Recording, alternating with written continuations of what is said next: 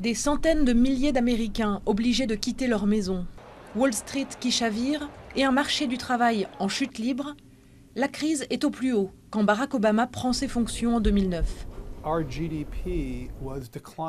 Notre croissance chutait de 8%, ce qui est énorme. C'est ce qu'on peut appeler un cauchemar. Nous perdions des centaines et des centaines de milliers d'emplois chaque mois.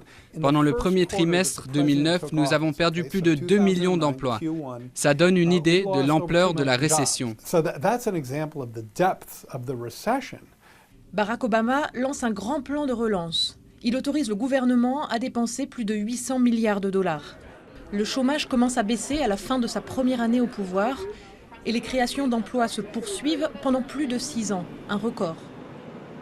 La croissance économique américaine dépasse alors celle de tous les autres pays développés.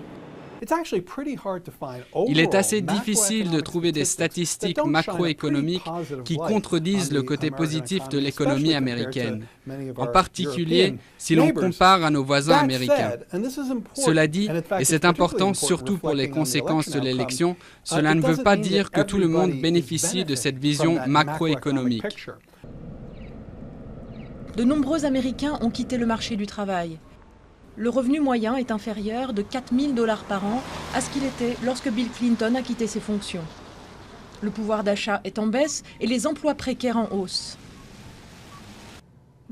Regardez cet endroit.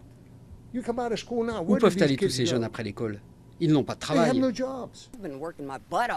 Je me suis tuée au travail toute ma vie. Mon mari vient de faire un infarctus et je me suis fait virer. Cette colère, Trump l'a bien comprise. Il promet de retoquer presque toutes les mesures prises par Barack Obama en 8 ans à la Maison-Blanche. Mais il y a une chose qu'on ne peut retirer au président sortant, c'est d'avoir réussi à transformer une récession en un taux d'emploi record.